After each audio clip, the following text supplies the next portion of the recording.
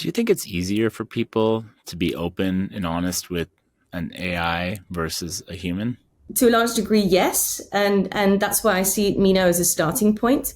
I think this is one of the reasons that we've seen so much interest and excitement from men for our product.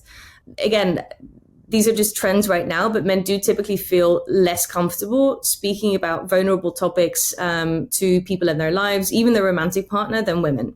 To women, it's much more natural to kind of share. And again, I see this really coming from a place of empathy. Something I hear a lot from our male users is, I don't want to dump on my friends. I don't want to weigh them down. Like, I don't want to sort of bore them with my problems. But that's also the thing that makes us ultimately relate to people. If you share what's bothering you, someone can help you. And usually if you share something that's vulnerable, it makes someone actually connect to you and feel like there is real trust. If you can create a space where people feel comfortable exploring these emotions, finding the words for it, but then going out, like we actually had someone give us a bad review the other day because they were like, it keeps telling me to get off the app and go and talk to people, or it keeps telling me I can't talk about this thing. And I was like, that's by design.